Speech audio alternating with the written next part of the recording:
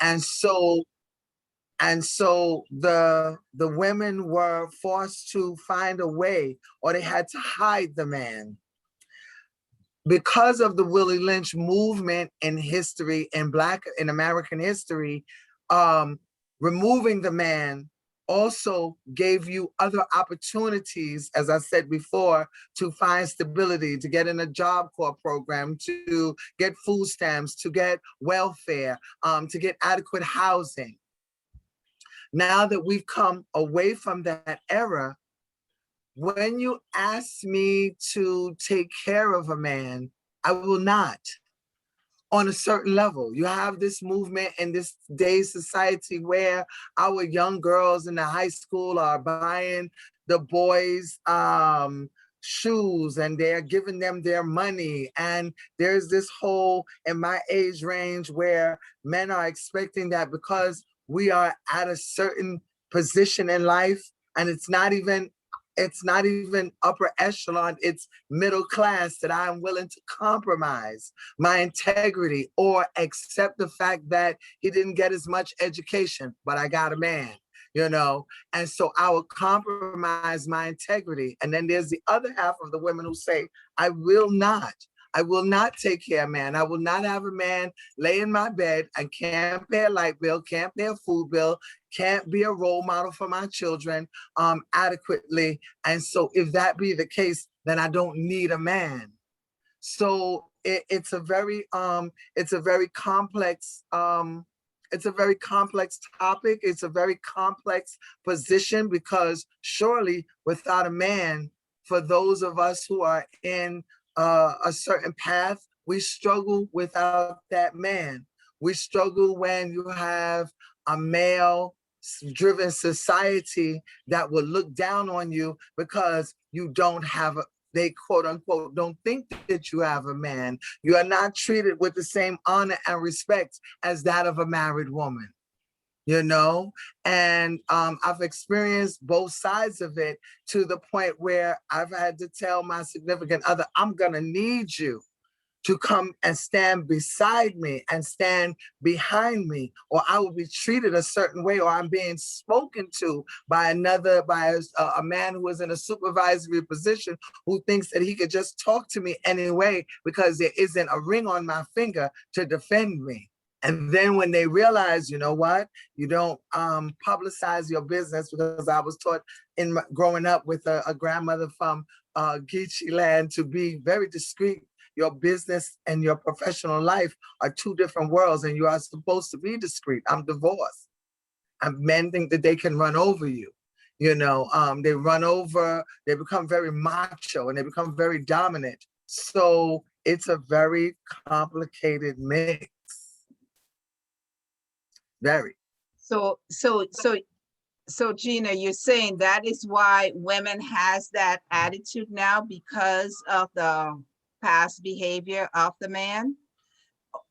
Because some of the things that I'm hearing, Gina, is that women are now able to make more money than men and become independent. So therefore, I no longer need you unless I need to have a child.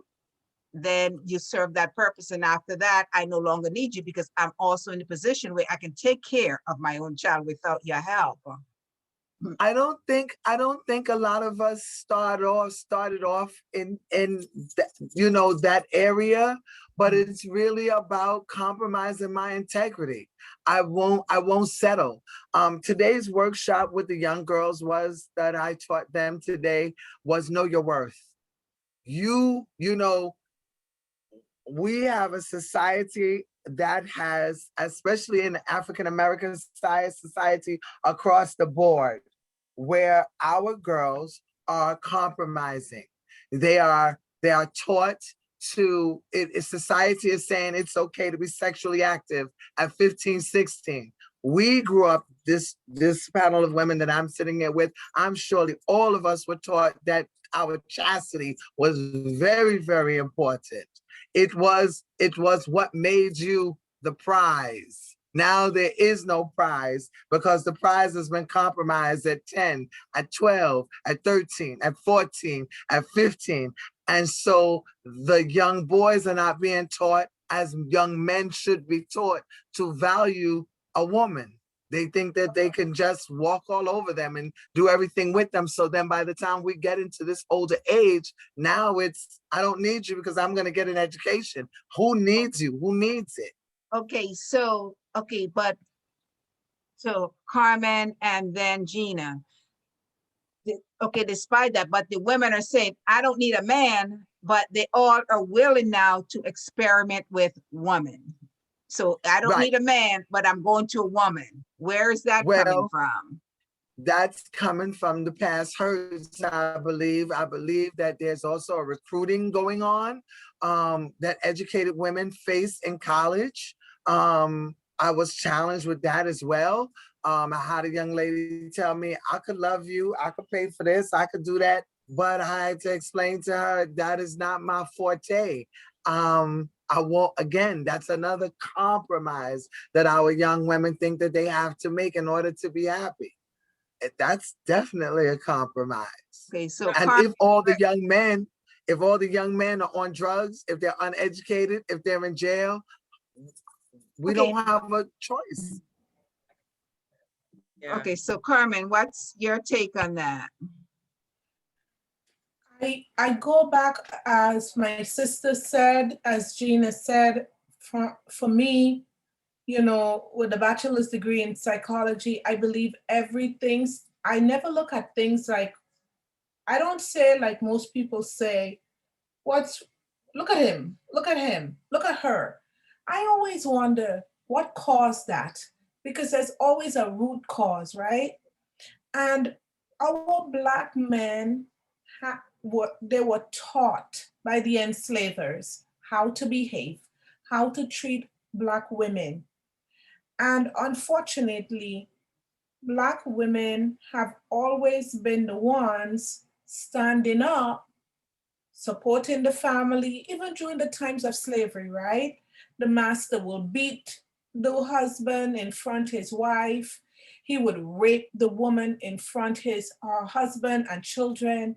And then she have to forget that she was just raped, and she has to tend to his ego. Everything has to be about the Black man, because we understand that he has been wounded, right? By the enslavers. He cannot defend his family. He cannot defend his children. A man would rape his wife in front of him or being sold in front of him, and there's nothing he could do about it, right? So we've always been tending to Black men's wounds, healing them, being there for them, protecting them, supporting them. And then in the end, when they do accomplish something, the same woman that lifted them up, they have no more needs for her, right? Or so it seems. So Black women are now saying, you know what? I'm not doing this for you anymore, brother. And the reason why a lot of women are saying that is because Black men have not dealt with their mental slavery that they're still in. They forget their place in the world, that it's their job to protect their women. It's their job to protect their children. It's their job to protect their families. They have given up emotionally because the white man has arranged it that way, right? Where he can't find a job. He's not as educated as Black women, because we're not a threat for society. For white men, Black women are not a threat. Tell me when I'm wrong. So they give us an opportunity to get jobs. They give us an opportunity to get education, but our Black men are not. But they're lashing out at the very people who are supporting them. So Black women are saying, no more. I'm not gonna be there for you. Yeah, so this is Stephanie. So I'm not gonna come on camera, but I just wanted to comment on Gina's history, which I really appreciate, because a lot of that history I'm not familiar with. So that's fantastic.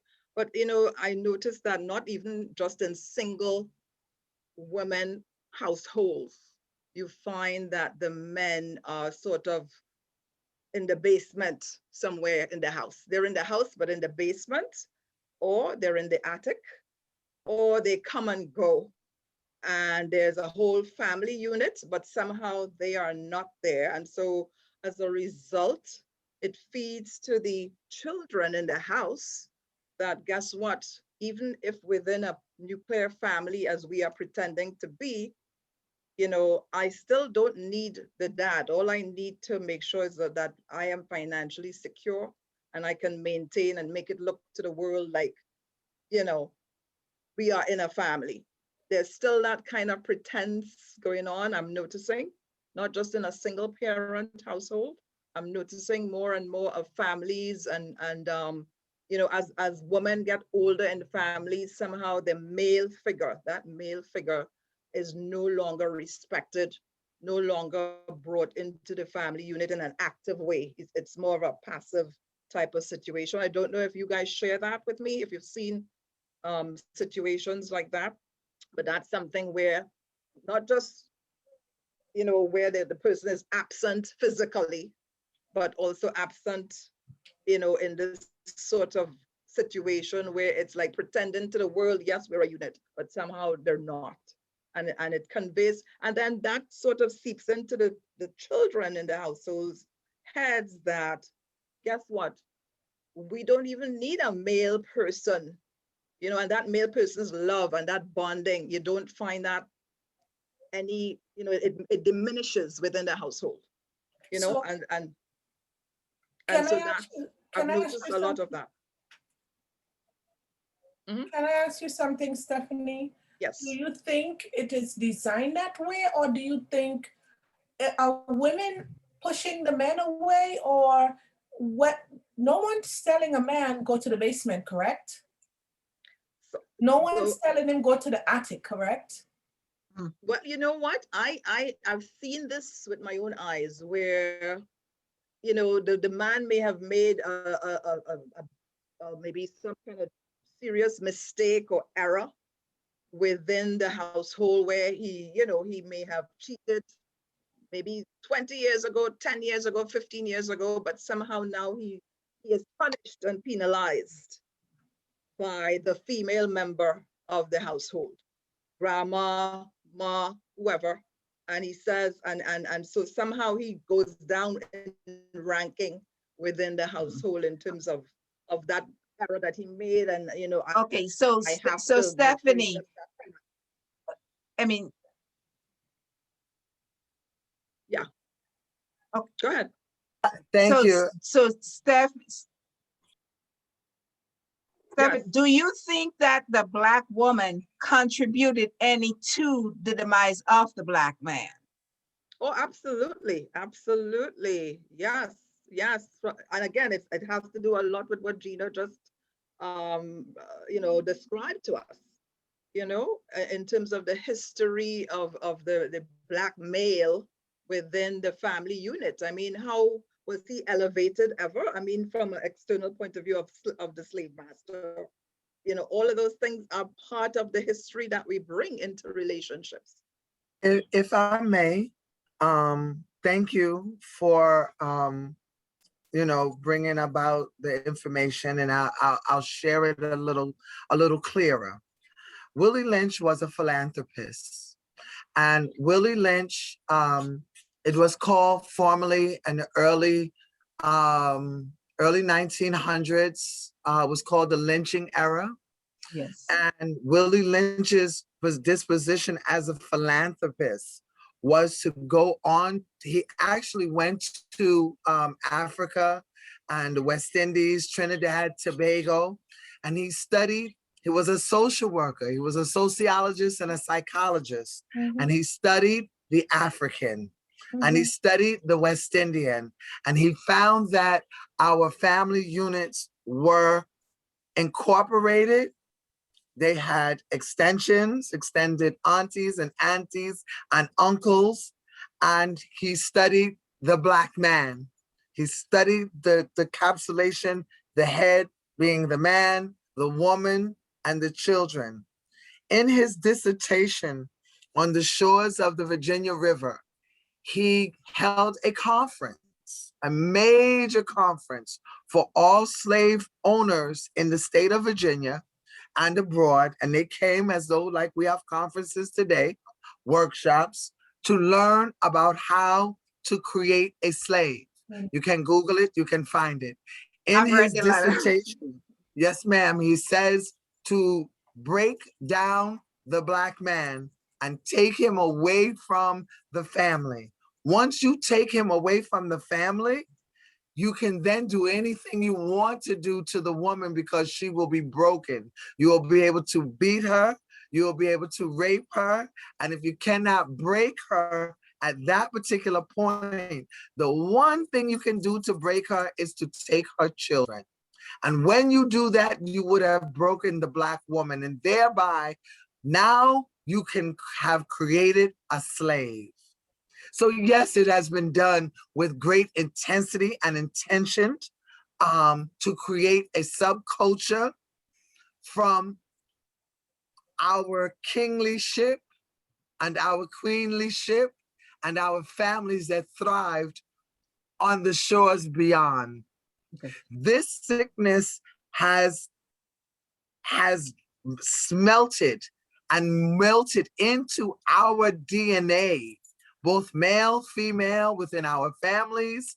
Then we're going to talk about drugs. We're going to talk about alcoholism. We can talk about all of those other implements, as my sister said, are now the agents of why and how that have also attributed to the disaster of the African and people, the African people. And so this sickness, this underlying sickness has so many different agents. And the young lady who I often refer to, she wrote about the postpartum slave traumatic syndrome. She spoke in her dissertation about many things, but one of the things that as I aspire to achieve my doctorate, she left out, and I would piggyback on her doctorate, and I would love to, and I aspire to. She didn't talk about the 5 social economic classes of slaves. You had your upper echelons, which was the house slave. You had your house slave who ran things. That was your upper. Then you had the ones that worked under her or him, the butler, the head mistress, who usually became the concubine of the slave master. And then you had your field slave, which there was an overseer even amongst the Black folk. And then you had your field slave and the one below your field slave. We have 4 generations of families who have now lived in projects and lack the education that they need to aspire and to achieve. We have our next level who are achieving but not doing as much as they could. We have our middle class where we're chasing this dream. And as we chase this dream, we forget about our children, and we sometimes forget about our men. And we're forced because we have to stay steadfast to follow this white dream, the house, the picket fence, the Nike sneaker, the weave, and all of those things and bells and whistles that go along with it.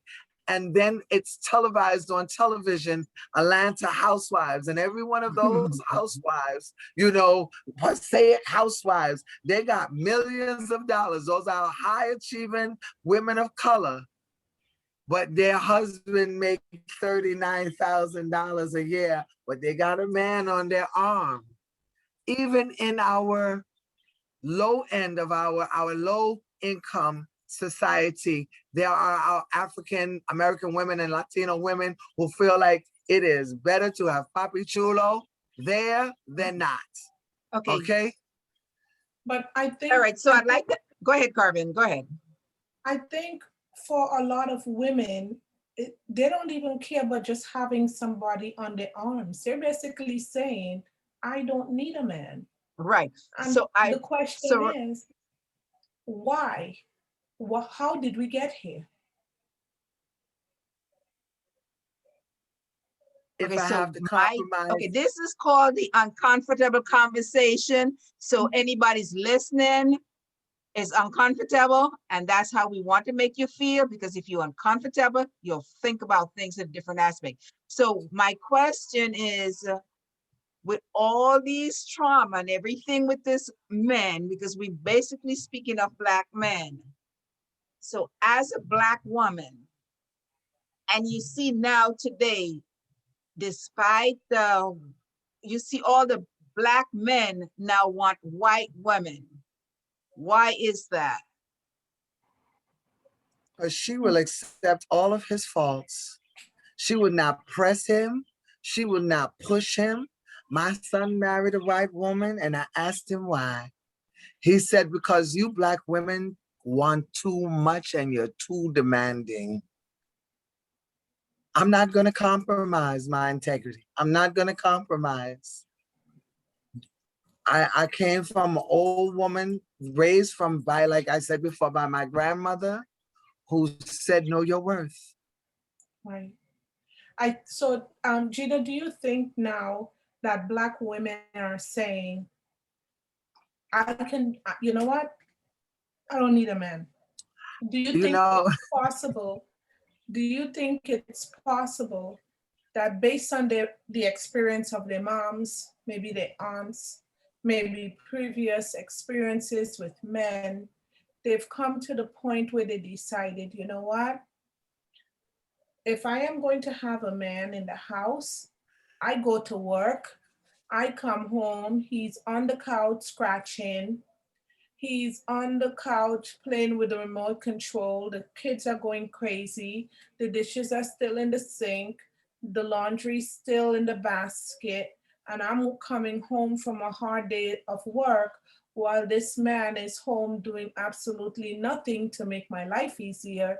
The question is, why should she? As you say, why doesn't she understand her worth and know that she deserves better than that? And I think maybe we need to wonder, are women waking up and realizing that this is an unfair situation that they find themselves in and they don't need to take it? Is that possible, why women feel they don't need a man?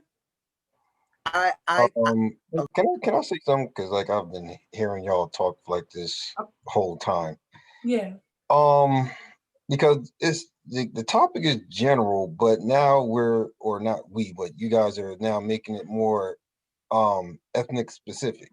So if we're now making it ethnic specific, you don't see white women parading around saying that they don't need a man. You don't see Asian women parading around saying that they don't need a man. You don't see Mexican women parading around saying they don't need men. So the phenomenon that we're talking about right now is exclusive for the most part to Black people and Black people who speak Spanish who don't think they Black, but they are Black. Mm-hmm. So my thing with this is that and y'all touched on a lot of things, but especially the slavery aspect of it, but it goes more deeper than just the slavery aspect of it, because it also gets to the racism that's also embedded in America, for the simple fact that you also have to understand, because I think Gina talked about this, is that when white people do things, they do things in their best interest, right? Mm-hmm. So you had also this feminist movement of the 1960s Correct. that promoted not Black female, but female independence, right? Yeah. But at the same time, women are being promoted as being independent. The only ones that actually fell for that were Black women. Correct. And Black women who speak Spanish who don't think that they're Spanish. So my thing is, white women are still dedicated to white men, even though it was white men who are the oppressors. So even within all their nonsense, they're still dedicated. You have Chinese women who are still dedicated to Chinese men, even though we're in this stage of empowerment. So the only ones who accepted this empowerment were Black women. So, and I think Gina, you touched on this also, but that you also had this because Lyndon B. Johnson in his War on Poverty, in this Great Society, when you've seen this implementation and this aggressive move towards public assistance, right? because you had redlining that existed that kept black people from moving into white neighborhoods. So when white people got smart and said, like, listen, instead of having redlining, what we'll do is we'll create Section 8. So now we'll reward people for living in the neighborhoods instead of punishing them by them not moving in certain neighborhoods, because it started to become an issue. So with welfare, and Gina, I think you touched on this also, was that, okay, so now if you're a black woman and you had a man in the house, we would take your benefits away from you if you're caught with that man in the house. So what is the mindset saying to that woman? Well, listen, I get better, I'm being rewarded for not having a man. And then you had the 70s and the 80s that basically promoted that idea of not needing a man, because I forgot with this PBS series that came out where they talked about the black family. So and then you also have to keep in mind also, I forgot this guy's name. Daniel Moynihan. There you go. And he talked about the crisis of the black family. So he predicted that black families were going to be on a decline from the late 1960s all the way up until now. So what type of incentives that was given? Because we live in a society where economic incentives always empower us to do things that go against our best interests, right? So right now, they say that the number one educated people in America are black women, right? So even with all this education, so-called education, is that we can't provide for our families, we can't do the necessary things in order to build up our families, right? Because anybody with common sense would say, if I'm in a relationship or if I'm having children, it would be in the best interest of me to keep that mate around because it's going to help build the family. So what has happened is that we also have this idea of egotism because, getting back to this whole Willie Lynch letter, that you have envy, you have jealousy, you have all these different things because what is it, the seven deadly sins. So if you live in a society where things are promoted, people are going to follow what's being promoted, especially what I call the NWA effect. And NWA rap group of the early 1990s that started calling women bees, this, that. Then you had the whole West Coast thing with Snoop Dogg and calling, belittling women. So these things are all playing a role now because, even if you go out to clubs, they're talking about independent women, like no other group is talking about independence except for black people. Can I say something, Perryman? There's a couple of things you talked about that I wanna address, right? If you're a man and a woman and you're having children, why do you need the government? Why does your woman have to go to the government to take care of your child that you have with her? So, and I'll answer that question because you also have to understand that racism in America denied, especially black males, proper economic stability. Right. So what happens with people, especially us, is that we get excited when somebody shows us interest. So we want to build with them people without understanding that there needs to be a foundation that needs to be laid before all this stuff. So what happens is now you're in this stage of lust and y'all really feeling each other. And now a child is born. And then because we don't think for tomorrow, we think for right now. Now it's like, okay, now we have the child. What are we going to do? So now he wasn't financially stable. So now he's like, all right, so now this child is born to the world. I have to work these odd jobs, but these odd jobs are not really providing. Then you have the woman who's also working, and she's like, you're looking at society and say, like, listen, as a man, you're supposed to be the breadwinner, but you're not the breadwinner because now I still have to go to work. Because one of those things that, when we talk about the ill effects of slavery is that both black men and black females always had to work. Correct. So this idea of men being the breadwinner, it didn't apply to black people. Right. But Perman, can I ask you something? So we understand that black men cannot find a job, right? Mm-hmm. We understand, and black women have always been very supportive of their men. When does our brothers get to the point where they realize also that this woman is making the money, therefore I need to do what I can do to support her, right? I need to make sure that when she comes home at the end of the day, there's some food in the house. You might think, oh, it's beneath me to do the laundry, but guess what, brother? Somebody has to do it. And since You're the one at home. The same thing you would expect from your woman if you were providing the money and she was at home. You would want to come home to a warm meal. You don't want to have to do the laundry, correct? You don't want to have to cook the food, correct? So get the ego out of the way and realize that you need to do your part to get a family going. And it does not always have to be who's financial, but you cannot expect. So question. So if finance is not an integral part of relationships, because you mentioned the thing about putting food on the table, how do you put food on the table with both people not having a job? How do you live somewhere if both people don't have a job? So finance. But we're talking about women who are financially secure and are saying, guess what? I don't need a man. And I'm explaining to you as a woman and as a career woman and as an educated woman why I will think that way. I'm not saying that I would do that, but I'm saying I'm letting you know the theory behind why women are saying I don't need a man. And here's why women are saying this, Perryman. So it is ironic, because I was going to touch on this earlier. It's ironic that the conversation is I don't need a man, right? But those same women who are saying that have most of the times have male sons.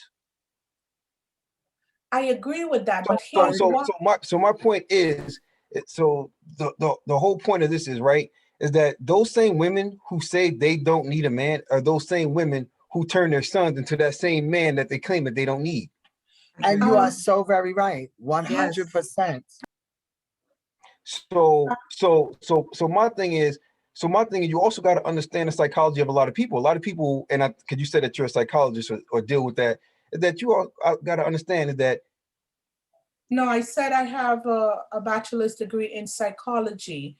And one of the things I said is that I never look at people and say, what are they doing? I always want to know what brought them to this stage. So my whole thing is about questioning everything and everyone and every situation without assigning blame.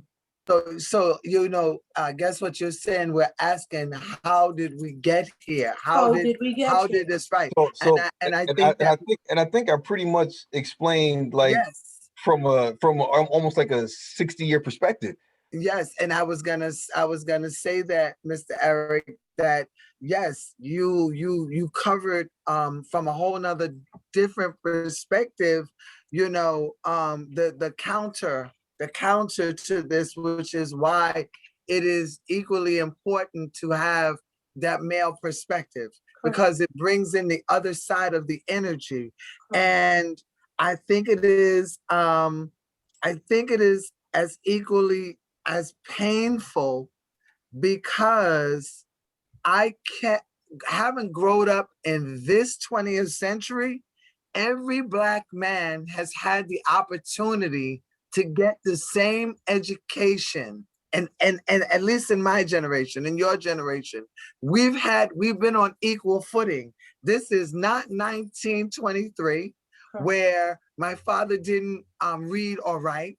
This is not 1923, where he was only allowed to be a garbage man. This is not 1923, where, and even having watched my own father try to be all that he could be, because he got married too soon. He had his first child at 19. He had to drop out of high school. He had to suddenly find a job, as you explained. And so one of the things that he did was he opened up a fruit stand to meet the woman where she was as the provider. And he was able to go home with vegetables and things of that nature, and food, and get his hustle on. But at some point, as the children began to get older and the Pampers and the cost of living began to become more, he wind up having to put that down to go and work construction, because the need had to be met. And so at the end of the day, as we cannot, as a culture, we cannot ever, unfortunately, compare ourselves to the Asian woman, because the Asian woman will never know the stripes that my grandmother and my great-grandmother bore. Well, The no one white will. woman, And But- what I'm saying is, what I'm saying is, I agree with you, but Okay. to talk about this topic is like, it's not a simple. it's not. It's not. complicated. Yeah. So Right. Yes. because my thing is, even as you say that you've been a teacher for 20 years, then that means you've seen the same thing that I've seen, where you also have a weaker generation of both men and women.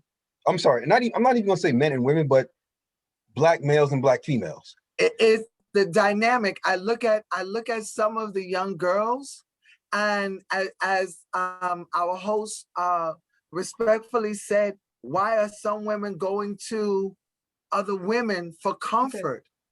So no, but it's also, we live in a society that also promotes the LGBT with all that. So you also got to think about that. Everything that we suffer from is that we accept everything that America puts towards us, right? So because I've seen some black people who promote Asian hate but don't even know that racism exists. So it's like, you're not even aware of your own situation, but you're sympathizing with another group, even though that same hate that other group suffer from, you've been suffering from it from like the longest of time. So so actually I've been like actually brought it to, so my initial thing was saying is that we also have this society that promotes what is this thing that they promote now, toxic masculinity, right? By saying that men need to Don't be touch more on that. That's our next Right. topic. Leave that Right. toxic out to the next topic. No, That's going No, forward. Eric, But as a man, don't yet leave that for, that's our next topic. But I want to go Yes. back to something that Eric said. When you talk about the women are spoiling their sons, and right, a lot of women say that I want a good man. The ones who not saying that they don't want one, but yet they spoil them. Who are you spoiling them for? For some what woman, they're spoiling right? So them. you want to give somebody else something that you don't want, correct? Right? You have What do them you mean? living at home, you're taking care of them, you're running behind, picking up their laundry and doing all of that. So when are you going to allow them to grow up to be that man?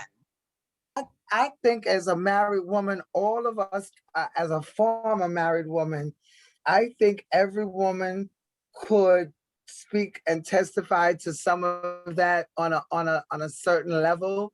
I remember one of the elder women said to me, honey, if he drops his socks on the floor, just pick them up. Because if the man is a good man and he's helping you pay the bills, that is part of your responsibility. And so to a certain extent, our mothers allow for our sons to have a certain leeway. There were certain things that they didn't have to do. They didn't have to learn how to wash the dishes, and they didn't have to, because their mother did it for them. So they expected that their wives did it for them. And I will tell you, okay, so when we go back to the title, I don't need a man. I don't need a man like my elder, one of my elders. Here you go. Lynn, where's my shirt? Lynn, where's my tie? Lynn, where's my pants? Lynn, Lord have mercy. I told myself at 16, it won't be me. When my husband told me the first time I ruined his laundry, I said, you can wash it yourself and then I won't ruin it. And there you go. And so as a parent, I strive to be productive and say, I had one son, you will learn how to cook. You will learn how to clean. You will learn how to bathe. You'll learn how to do all of the things that your sisters do in this house, because at some point you are going to be some woman's husband. And it didn't matter to me what color the woman was going to be, but I would not perpetuate that scenario ever in the next generation. And the consciousness as parents has been to promote that. And the one thing that I would say again to my sisters who are holding this panel, I raise my daughters to understand you better not need a man. You better get an education. Okay, but you better be able that's, to stand on your feet. but that's exactly, but Gina, but that's exactly your training. Are you training your daughter to say, I don't need one? Why would we even I go did. there and say that? I did because as a woman who survived domestic abuse, I married into money. I didn't. My grandmother told me again, marry a man of status, marry a man with an education, marry a man who was well raised, marry a man. She didn't tell me that the man with the suit and the shirt and the tie was going to try and beat my brains in.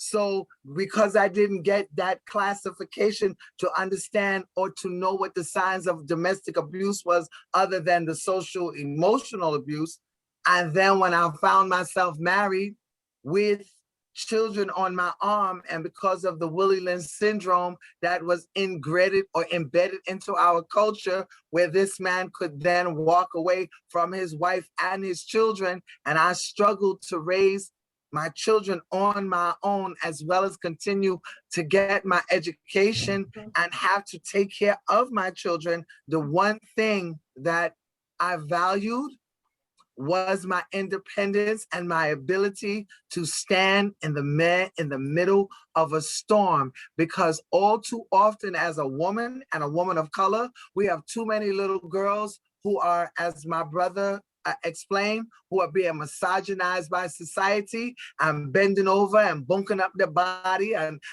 selling themselves short and exposing themselves for $1. You will not. But okay, but Gina, you just mentioned your whole experience being married came from what your parents passed on to you, right? No, what her husband did to her too. That right. Exactly. That was the ability that passed on to you. Exactly. Yes. So in other words, had you made your own rightful decision, it's a form of like saying arranged marriage, right? You get what you get Right. by following that example.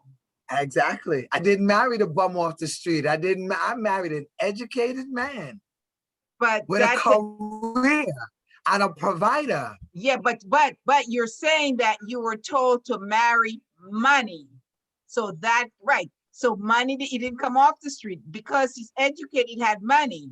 So that's what you was pushed towards. Exactly. So no matter how and then to learn, as I became a professional, I learned that money didn't differentiate abuse in any way. It doesn't. And so therefore, the only difference between me and the counterparts was that of those of women who have been abused, was that I had an education and I had the ability to take care of myself and find myself into another situation, as opposed to finding myself in a domestic abuse shelter with children wrapped on my arms to sleep on a cot. And that was the differentiation. And so therefore, the prototype for I don't need a man, and I will honestly say that as a woman who raised 4 daughters and 1 son, 2 of them are married and So happily married. that's your early stage in life trauma, which carry on to later on in life.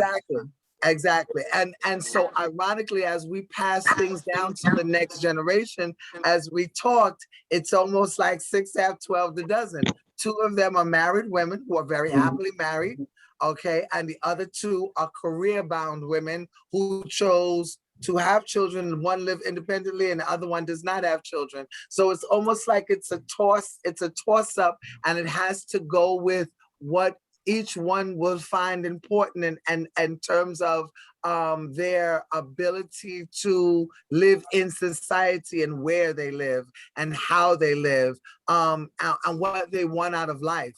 And so it's a very, as we talked about it again, it has a lot to do with social economic a disposition. It really, really does. Because you cannot want to be hungry. No one wants to be hungry. No one wants to live in the slum tenement down in the bottom of Newark. No one wants that. They find themselves there from their own trauma. So Gina, so just by what your parents passed on to you, do you believe it's from the past, being their situation, I'm being poor, now I'm able to marry status, is why they passed that on to you? I would say not necessarily so, because it's like the irony is that, and I hear you loud and clear, and mine's is a kind of like an oxymoron, because in that, coming from my mother and my father, the irony of having been raised by my grandmother set a different tone, because had I been raised by my mother, I might have wound up lacking enthusiasm. I would have wound up, because we're rightfully so, when we think about the logistics of a 14-year-old raising a baby, the outcome of that could have really been a nightmare. But because I had a senior woman who was 63, mother of 17 children, raised me, who got up and made porridge in the morning and prepared me for school and sat me down to get my education and my studying, it set me up on a whole nother different platform. So I believe, again, that kind of, one of our biggest problems in our society also is we don't have extended families. We don't have grandmothers living with us to take care of our children. We lack that. Our children are in childcare, so again, that's another strife. So it really does, like you say, it has a lot to do with your beginnings. But because I had that beginnings of, yes, I might have been born to a young teenage woman, but it is my grandmother that raised me. And those elements that she incorporated into me about getting my education, about being independent, about being steadfast, and being all of those agents that she incorporated into my life made the difference. When So Steve, okay, go ahead, Spice. And then Steve, I want to hear from you. You've been here, you heard a little bit of conversation, so I want to hear your take. Yeah, just coming late. When I think about, I don't need a man, I think about two lives, the life that I live now and the life that I lived as a child, right? And when I was growing up, women did not get respect at all. Women would be home raising the children, cooking the food. If the food wasn't ready by the time their husbands came home, they would probably get a beating, like, why isn't the food ready? And now, right? Now it appears that women are mostly the breadwinners, right? But I find that a lot of women, despite the fact that they're going and making the money and helping the family, as they always do, as Black women have always done, they are still expected to behave like the traditional woman, right? So they're expected to still come home and cook the food. I don't have that problem, but I know for most of my friends, they're still expected to come home and cook the food, even though they're the breadwinners, right? So I think we need, as I said before, our families need to sit at a table together, husbands, wives, and their children. Sit down at the table and define the role. Okay, so daddy doesn't have a job, but daddy could do tons of things, like I said earlier, that could contribute towards making a successful family, correct?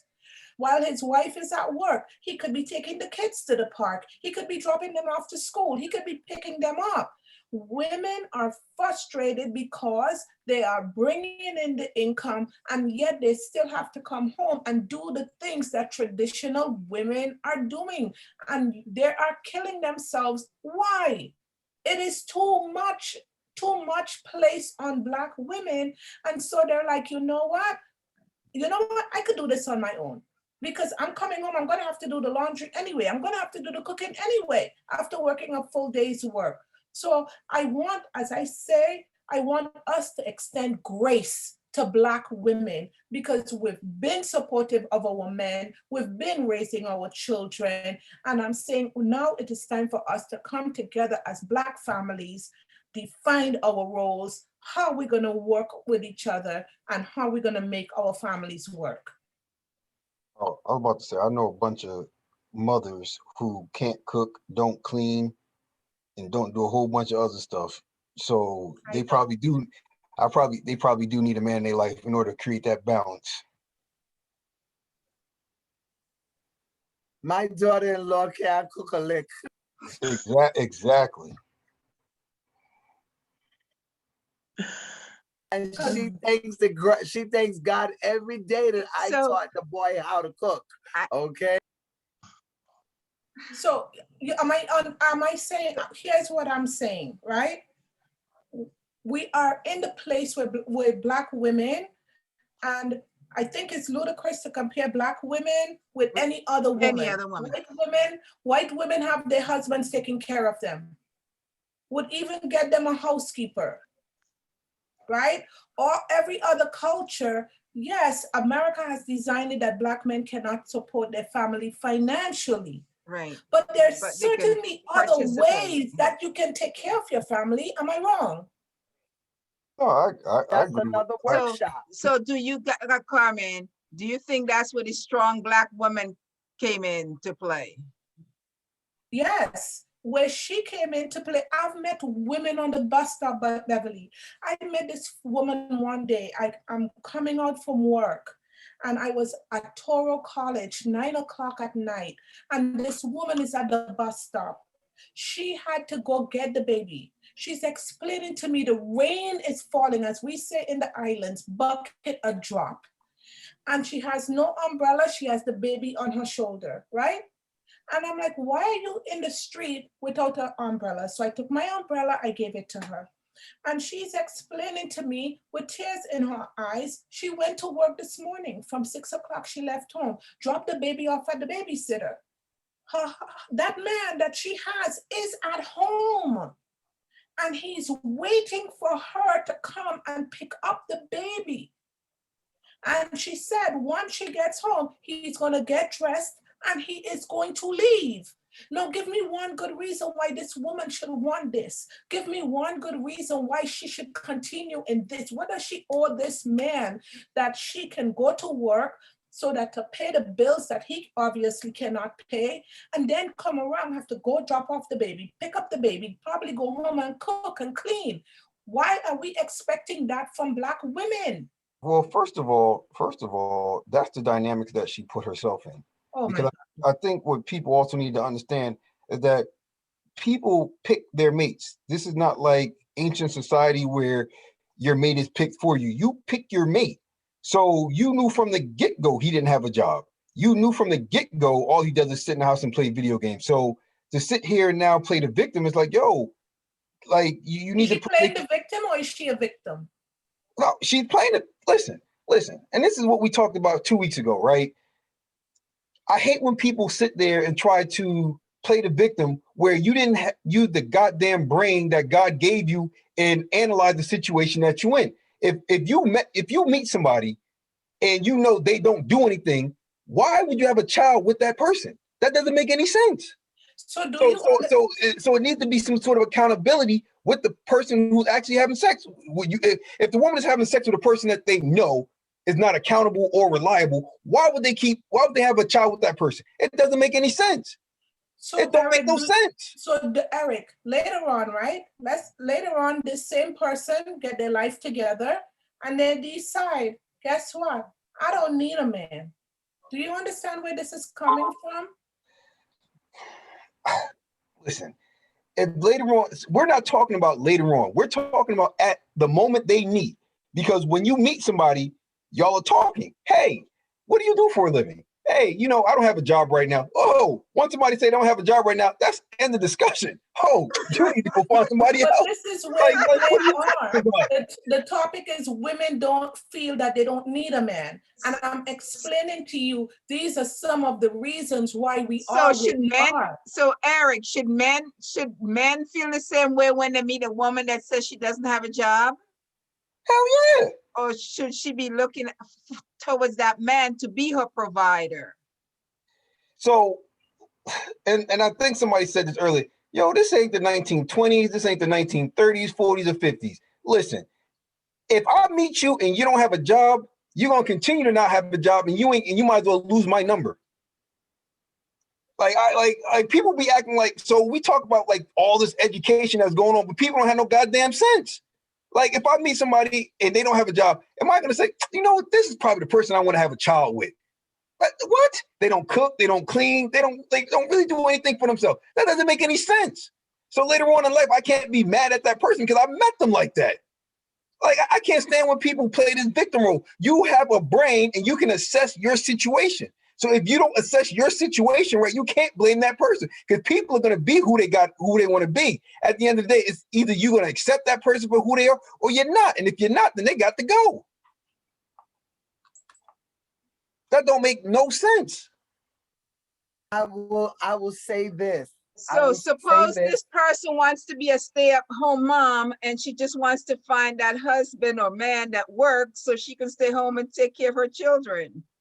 Listen, and that's what I'm saying. When you meet people, you have a conversation. So that person knows where you stand, you know where that person stands. And after y'all have that conversation, now it's like, okay, are we compatible?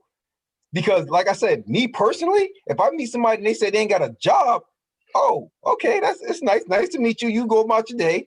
Like there's certain things that, you as a person, you're not going to accept. So the same way how we talking about, women knowing their worth, men need to know their worth too. If you're not aboard for something, then you should straight up say it. Like this is not going to work for me. And then the person say, oh, I can change. Well, you don't need to change. You need to be you. I need to be me. And it's just not going to work. We're not compatible. Okay, so Cheryl says she agrees with Eric. You need 2 incomes to survive. Exactly. This is not the 1950s. You need 2 income to survive, and you need 4 hands to keep a family working. Right, exactly.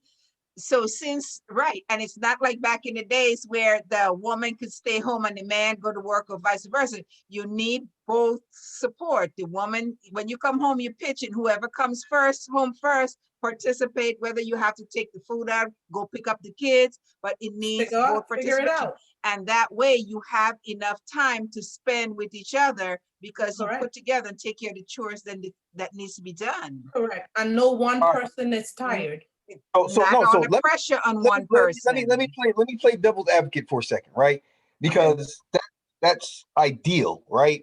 Because I know some guys who have that mindset, oh, I'm going to be the breadwinner, I'm going to be the supporter, right? So then what happens is that they have children with the person they're married to, and then that person is working all day, all night, then have to come home because now the wife is saying, listen, I'm tired because, having the children all day, but the man worked all day. So now when the children are up and already sick, now it's like, oh, now it's on you. So now the guy don't get any sleep because now he has to go to work and be the breadwinner. Now he has to come home because his wife is tired. Now he has to deal with the children after he's been working all day. So why is it dealing with the children? Why isn't he spending quality time with his children? Listen, after you work the 16-hour shift, like what is there to do at that point? Like spend some time with your children. Okay, so then you got to go to work and you have to wake up early and go to work the next morning. Find a way to spend some time with your children. My brother Eric Perryman, let me help you out, my black movie. No, I'm sorry, I don't concur. Wait, what I'm saying is, I got up at 5 o'clock. I got up at 4 o'clock in the morning. I made bottles. I dropped the children off to the babysitter. I got on the train when I lived in New York and rode an hour and 45 minutes to Wall Street. I worked from 7:30 until 6 o'clock and some nights from 7:30 till 8. I got on the train and I went back home and I picked the children up from the babysitter and I brought them home and I began to prepare. I prepared my meals prepared. In other words, they were already prepared. So all I had to do was pop them in the oven and give the children back. Were you married? Were you married at the time? Yes, because he worked 2 jobs. Oh, so both of y'all worked 2 jobs. Both of us worked 2 jobs. And there were times when that's different. That's a different story. Then I'm talking about a situation where you have the man who's going to be the breadwoman, the woman is home all day with the children. I'm not talking about both parents So working should the all day, children, every and day. even in that scenario, because daddy works, should the children not know their father? And should the children not have quality time, as the elders said? Because even which, and I had said earlier, where one of the elders in my family, he was that man. And because he did work, those things that he expected, Lynn, where's my shirt? Where's my shoe? Where's my tie? Where's my this? Where's my that? We didn't have a relationship with him as a father figure or an uncle figure because he was gone all the time. So again, that man it's got to be some balance. And this is the point, I'm trying to make, and this is why I'm saying that whole one head of household, it doesn't work, because you need to have balance. This is why I said I'm going to play. It did not work. It didn't work for a lot of years.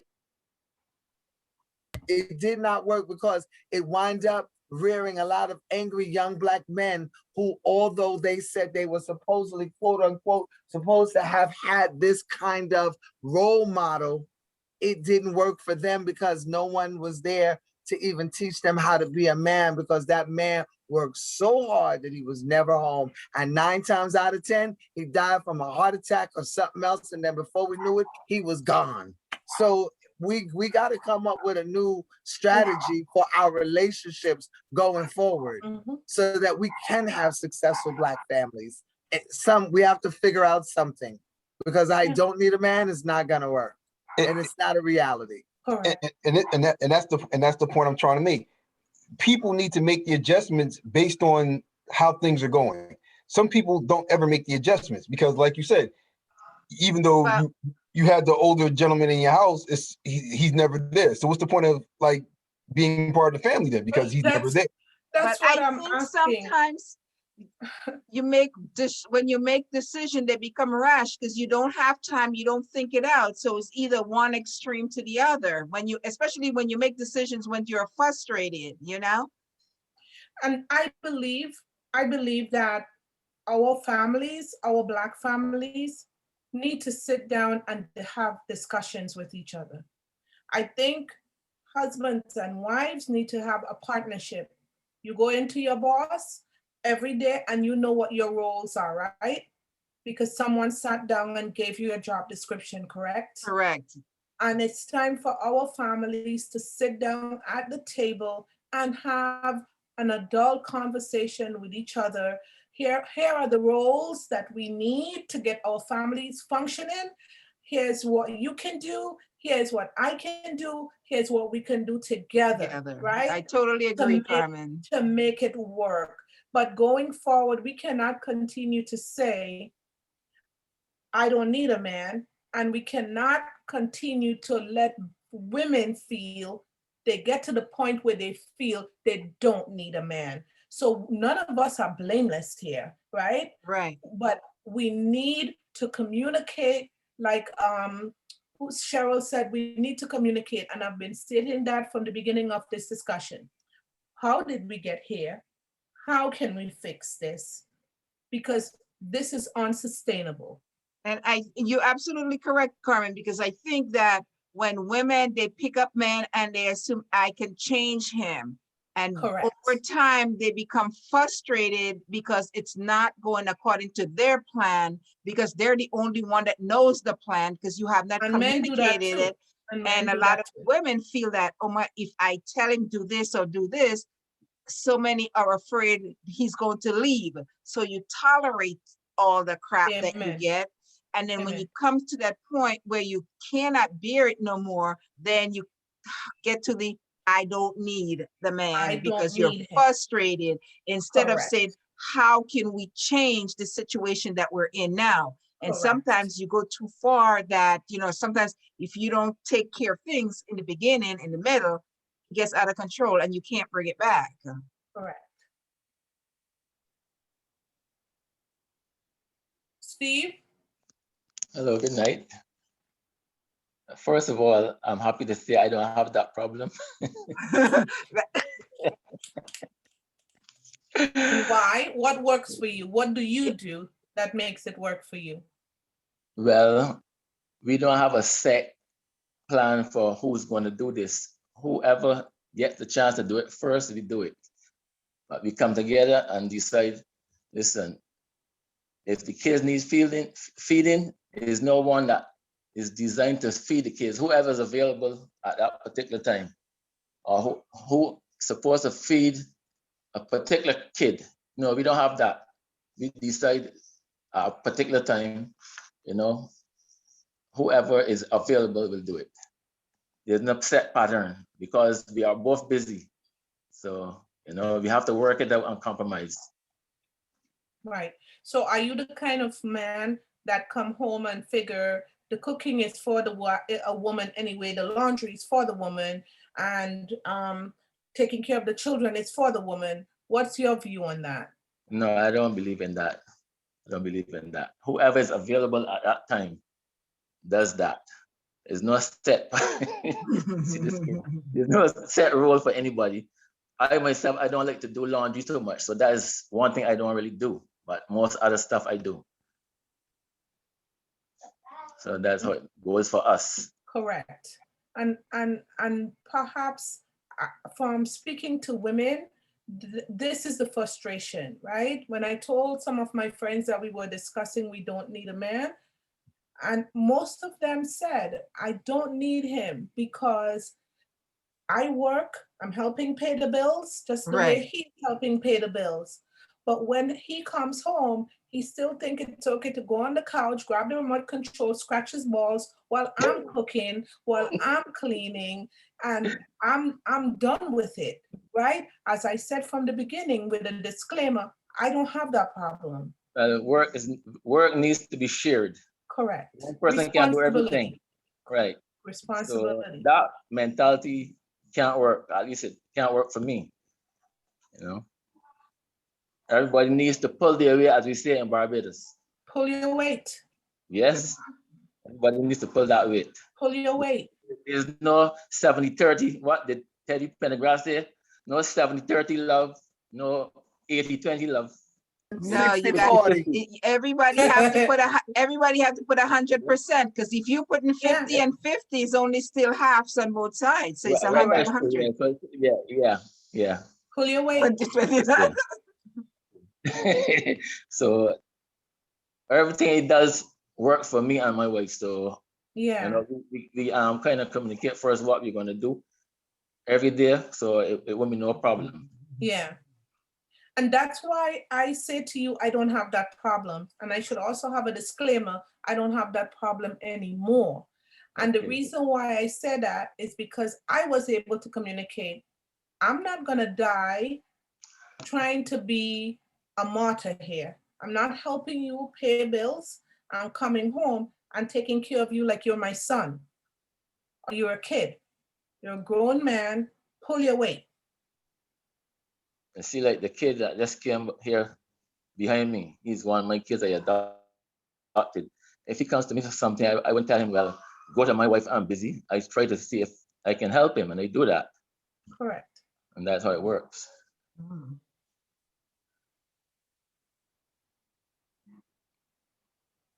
Yeah. Okay. So we had all the issues, all the problems. What are some of the solutions? Communication, Bev. I said it from the beginning. Number one, communication. You gotta compromise also. You gotta compromise. Definitely, yes.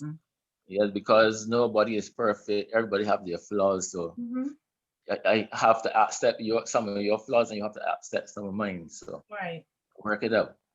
And I think we need to be compassionate towards each other, in the sense that if you know someone is working all these hours, whether you're both working or not, you can have some empathy and say, you know what, babe, I understand you're working long hours. Here's what I will do when I come home. Can you do this? Or can you tell me what you think you'll be able to do? It's realizing that a marriage, being together is a partnership, and how are you going to allocate responsibility? Yeah. Sometimes my wife even tells me, you're doing too much. Come and take a rest now. You're trying to do too much. Right, because you don't have to get everything done, but you have to prioritize. You know, things that definitely needs to be done. This could wait till next week, next year, or whenever. But the important thing is that you do the things that are important. Because the thing is, it's not going to be fair because one is always going to do more than the other. Yeah. Unfortunately, yeah. And And the you thing can't be about watching one another. It correct. can't be a watch game. You know? And let yesterday or today or earlier today be the last time a Black woman throws her hands up in the air and say, I don't need a man. I could do this on my own. And the reason why people say that, it's because they feel exasperated that they've reached their limit. Nobody don't just Exactly. get up saying that. Right, because the thing is, you rather be by yourself, doing by yourself, if you have to go through that struggle and process and fight and tug into, you know, you just say, I'm done. I can do it on my own. I don't need the additional aggravation or baggage, you know? It's not worth it. And as Gina says, I also think we have to do what Mr. Perryman said. We have to make educated choices about who we absolutely, to be our mate. That is absolutely, very important. absolutely. Very. And you know Some how people, we could do some that? people come along, some women come along and they just do what they hear their mom or their grandmother do without trying to figure out for themselves. You can't remember there was a story about this lady. Her mom obviously cut the ends off of the turkey, and she went along and did that same thing for years. Went to find out your grandmother only did it because the pan was too small. She never really found out why she was doing it. Right. You know, so that's like foreign stuff, tradition. Yeah. You know. Yeah. So you have to work out certain things on your own. Yeah. And right. And then That Steve, when you ask them, they'll say, oh yeah, that's how my mother do it. When you ask the mother, that's how my mother do it. And each one. So Never you explain never why. create your own way of doing things is because, you know, and there is no rhyme or reason why it's done that particular way. Yeah. Crazy. And I think, as Perryman said, people need to pick their men and their women wisely. But before they can do that, they have to be taught. They have to be taught their worth. Yes. So that when they do make a choice, they make a wise choice. Absolutely. Usually it's trial and error. So let's try to see how we can avoid some of this unnecessary trial and error by teaching our children their worth before they become involved, producing whole human beings instead of wounded and traumatized human beings. Let's try to provide society with whole human beings who know their worth, who know that this is what I'm worth, this is what I should tolerate, and this is what I shouldn't. Instead of them learning it, 3 relationships, 4 relationships, and the pattern continues. You see, some people have low self-esteem, so, and they go into this comfort zone, not willing to move. So that's a problem. You have to work on their self-esteem. And if they meet someone that is kind of dominant and push them around, they might think that's okay, that's love. That's not love, that's manipulation. Amen. So you have to work on that. And then when you meet some person, you have to say, well, this is my likes and this is my dislikes, before you just go and run and do stuff, and then you realize this is not the person for me. That's what Perryman said. And then everybody get blamed. They put everybody in this stereotype that all men are the same or all women are the same, which is not true. But we also have to teach our daughters what it means to have a man honor them, because they're not seeing that because of the lack of Black men that are not in homes. They're not seeing their mothers being honored. They've not seen what it feels like to be respected and to be given choices. And that is as a teacher in the high school. It is one of the, how would you say, very disparaging realities of this society that TV, you know, proliferates our daughters sacrificing themselves and their integrity. And they think that it is okay and it is how you get a man. And so one of the things that I often tease many of the young girls growing up, I mean, I'm not Yeah, because they old, learn by old, what but they I see. also, yes, but I also remind them that the man of yesteryear was more enticed by what he couldn't see than by what he could. Yeah. Why he had more curiosity. And I Yeah. wonder what she got under that Well, dress. that's social media. Social media Which- have put a whole which- different light on, you know, the way we view things, the way our children Right, view right. things. Because this society think they should show it all. But if he has to wonder, you might catch his attention for a little bit longer than 10 minutes. So, yeah. Facts, no caps. Some people decide to show all at once, leave nothing to the Everything. imagination. So, and that's They not don't realize you how got it's to take supposed to be. piece off at a time. Yeah, you have to move it in slowly. Don't be a freak all at Slow. once. Yeah. Let the cat out of the bag, you know. So you can't do that. Question is, can I ask you guys a question? How do we, how do You gotta Sure. get through the camisole and then you gotta get through the bombachas. You gotta like got work for this here. And one at a time. how Sure. do we get our sisters to not be exasperated and say, you know what? I don't need Okay. him. Carmen, I believe that is the way we communicate it to them, because we have to understand this is a whole new generation. We can't do like how they did us. Do as I say, not as I do. And where they just tell us, don't do this, and we didn't do it. This new generation need explanation. Don't do this because this is the result of An what you example. do. And you have to Examples and do it modeling. with love and understanding, and also listen to them. This is very important that we listen to this generation. Yeah, some of the ladies, the young girls that I try to explain to stuff to right now, they think it's a criticism of them instead of trying to show them what's going on. Show them what I went through life too, so I know a little more than them, but they think it's a criticism and they try to block you up. So if something's hard, you just have to back away sometimes. Right, Stephen. That's why I said we have to do it with love and understanding, because they don't perceive things the way we did. Okay. And we always have to give them an explanation as to why. My grandmother used to say, don't do this. We didn't dare ask why.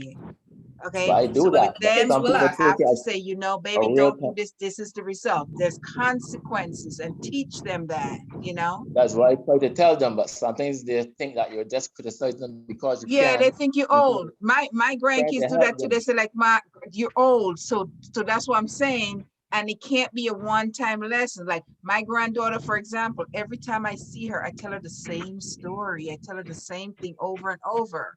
So, and then in the end, I say, you know, grandma loves you. I told you that yesterday, but I'm going to tell you again today. So you have to just keep going on regardless, you know? I remember a gentleman was speaking at a conference, and he said he keep telling his son not to do this, not to do that. And one day he asked his son, why don't you listen to me? And his son said to him, mute yourself, please.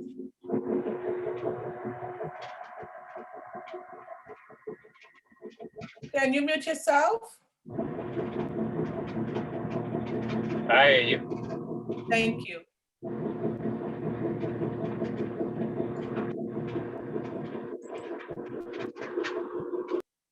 Thanks. So he's asking his son, why don't you listen to anything that I say? and his son said, "Dad, your actions speak so loudly that I cannot hear what you say." Wow. Well, I never had that problem with my second son. He never gave me any problems because he listened to what I had to say. I explained everything to him. And even now, he's a grown man, 35 years old, and he's very respectful. Never had any problem with him. Because of the example you set. Yeah. I just didn't say stuff. I showed him examples. Why you shouldn't do this and why you should do this. What this is going to happen if you do this. And don't get yourself in trouble when it's your fault, because that's something different. You're going to handle it yourself. If you do something as a defense, I'm there. But if you just go out and get yourself in trouble purposely, you're on your own. And he understood that. Yeah. Right.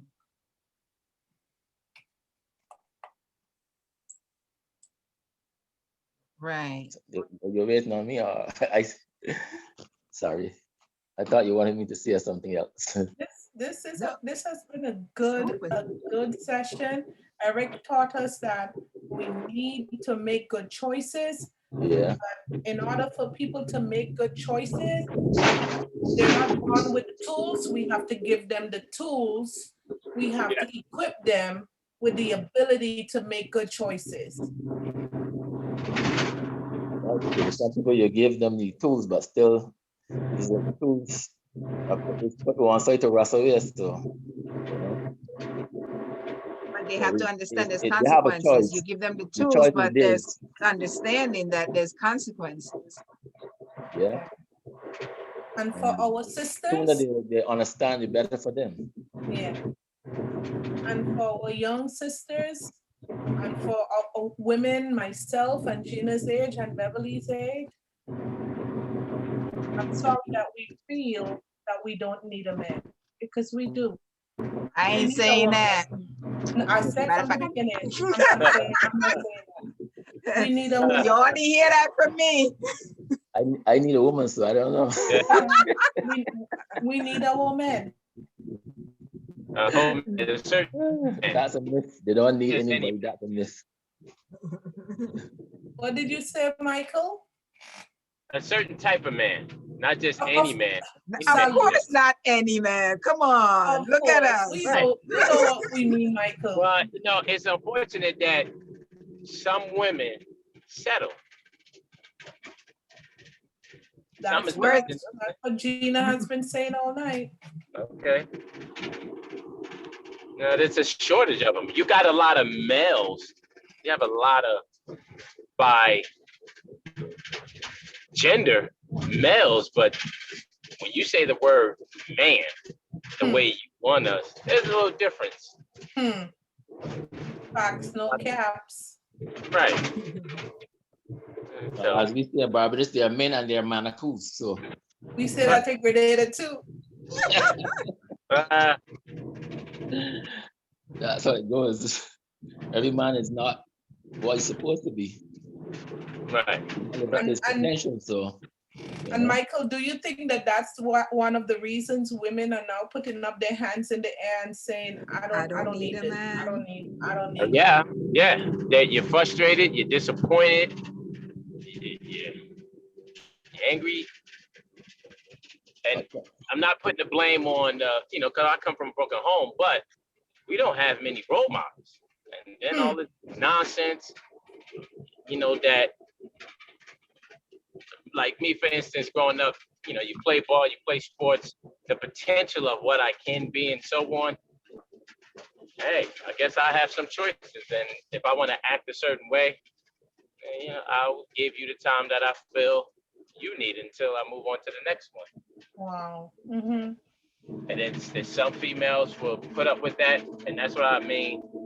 Something is better than nothing. So I would choose to be a rental. If not, who's next? So do you think we should allocate some grace to the women and try to have some empathy as to why they are at that point in their life in this moment? Yes, I do, since I have daughters. And I try to lead by example. But I still say it's learned behavior. Like, why are they putting up with this? What is this? It's not a shortage of males. It's a short Yes, of it is. men. But Mike, but also a lot of pressure has been put on women from the beginning of time. After you get a certain age, when you're gonna find a man, when you're gonna get married. So Yeah. even to Yeah. society has put that pressure on us. So and I think Yes. that's why a lot of women are not selective. They just pick a male.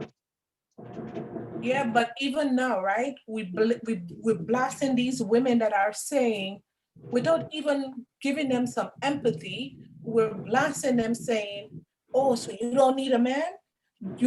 But what we need to do is ask, how did they get there, Well, and how can we help them?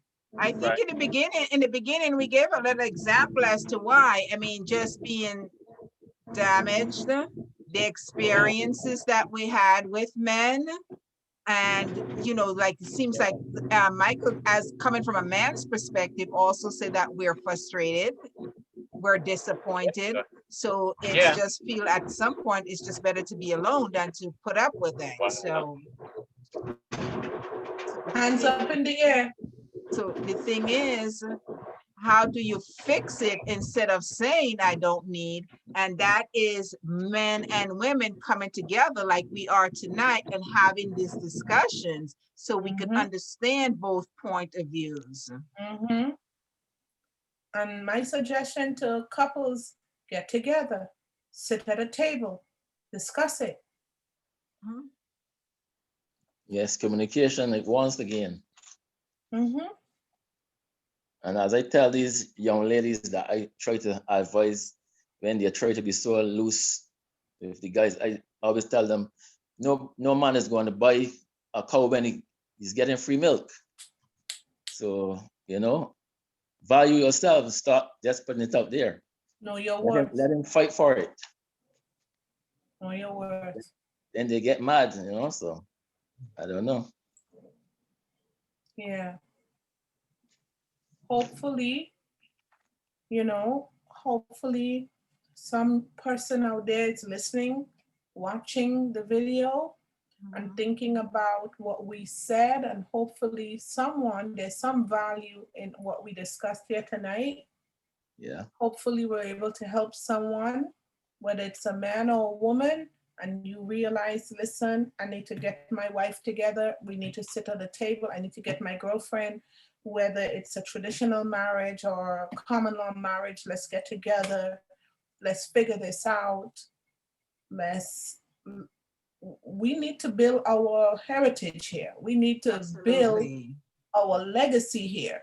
And we cannot build our legacy and Black families if we're feeling like we're being taken advantage of, we're being used, we're being spent with nothing being put back in.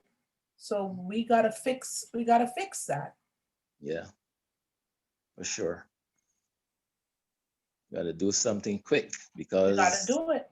the Black family is in jeopardy right now. We are in jeopardy. Yeah. There's no Definitely. wholesomeness. Definitely. Only us can help us. Yes. Exactly. Yeah. You Yeah. can't wait on somebody else to help you. It starts with you.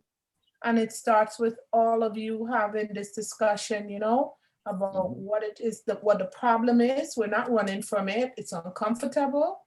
We might not always agree, but what is certain is that we are trying to make sure that there's an alternative. What is the alternative? No. How do we keep our families together? Right. Well, the truth is uncomfortable, but you have to deal with it. Exactly. So, the thing is, sometimes we just keep complaining about things and we don't try to find any solutions. But if you keep just complaining, yeah, We know what the problem is already. Let's try to find a solution. that's why we here. Yeah, this is my first time in a Zoom meeting, so I'm kind of You did good, Steve. And I came in because I went to church and I got home kind of late, so yeah, I even thought it was finished when I signed on, but yeah, fortunately, you're all still here, so, Yeah, yeah, no, we do it 8 to 10. yeah. okay. And we just try to find a way because, and as I say always, extend some grace to Black women. Right. Extend some grace to Black men as well. Okay. Everybody And have to you play know, their the part. more we do this, like Carmen said earlier, we'll inspire other people. Hopefully everybody invite somebody next time. And you know, if we have one takeaway, you know, we're doing our job here. So is this going to be posted somewhere for people to see, or Yes. Yeah, It's you can like, share it. Yeah. okay? Because a lot of people need to hear something like this, so. yeah. And it's uncomfortable, right? And for a lot of us, Uncomfortable conversation. yes. And for our people, I know there's certain things they don't want to talk They don't about wanna at all. They don't, oh, let's hide it under the rug. Let's pretend it doesn't exist. And until they put their hand up, oh God, I can't take this no more, right? Too late. Yeah, You have to deal with it while it still is young. yes. Yeah. And we, you know, Gina was saying, and even Cheryl was talking about, you know, the pretend families, about men not spending enough time, Perryman was saying, not spending enough time with their children because they're working hard. You gotta find a way, no matter how hard you're working, you gotta find a way to spend some time with your children. Right, You gotta because show the your only son- kids, the children don't really care what you buy them or what you give them. All they're gonna remember is the experience, the time that you spend with them. That's the only thing that's important to them. Correct. That $200 sneakers mean absolutely nothing to them. Correct. Yes, you got that right. But some Find a people way to teach your son buy how the to be a kids, man. they try to Find- buy the kids with these expensive stuff, but they don't really spend quality time. So Yeah, the kid end up liking the babysitter better than the parents. amen. That's true, that's true. Babysitter, you know? Find a way to teach your son how to be a man, and let your daughter want to be with a man like you. Exactly. Right. So yeah, so your daughter would be, you be the example for her as the type of man that she wants. Correct. That's So why she I try could to know do- her worth. By the time she's 15, 16, she knows her worth because she remembered daddy getting dressed up with her maybe once a month and taking her to the movies, a daddy-daughter dance. So we need to be making the memories, right? Don't get so Right. caught up in the work and you can't spend time with your children. And a mistake I made, I used to tell my husband when I need to go out with my girlfriends once in a while, you know, we don't have girls night out. I would ask my husband, can you take care of the kids for me, right? But when my husband is going out, my husband never asked me, Carmen, can you take care of the kids to me? Not once. So why am I asking my husband to take care of his own kids? They're your kids. We have a girl Great. night out. You should be taking care of the children. Why am I asking you, can you take care of the kids? Can you take care of the children for me, please? Why?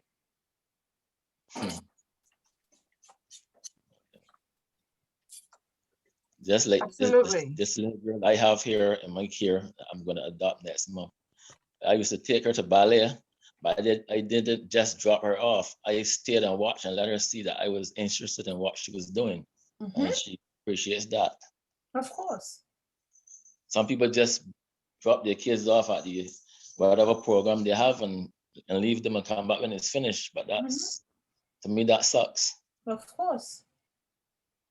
So that you have to be in their lives, not just use them like a tool, for your own advantage. So, and that's how I look at it. Yeah. You have to Right. show them love. Come together, Black families. Yes. Yeah. Come together. Okay. Yes. So, okay. This was very, very good. I appreciate each and every one of you. Thank you guys so much. You're welcome. Gina, Drop your number for me. Yes. I will. So I need to show what Matarian on the whole time. Ooh, no, you know what, Gina? You were not a true member tonight. You know what you were doing? You were double dipping. You gotta be fully in, all the way in. I'm fully in. I'm that multitasking mother with the baby on the hip and the pot on the stove and the fabric in the machine, because I have to finish the sister's order as well as energize my mind. So yes, I'm sending these over. They're going over to the Dominican Republic. To they call it fufu. Yes. So Yeah. yes. Okay. So all right. Okay. I So enjoyed everyone tonight. So- Thank you. so Gina, drop your email address in the chat. Yes, ma'am. I do it just now for you. Yes, And then ma'am. we have someone else, Beverly. We have Okay. Hold on. Let me stop the recording. Hold on.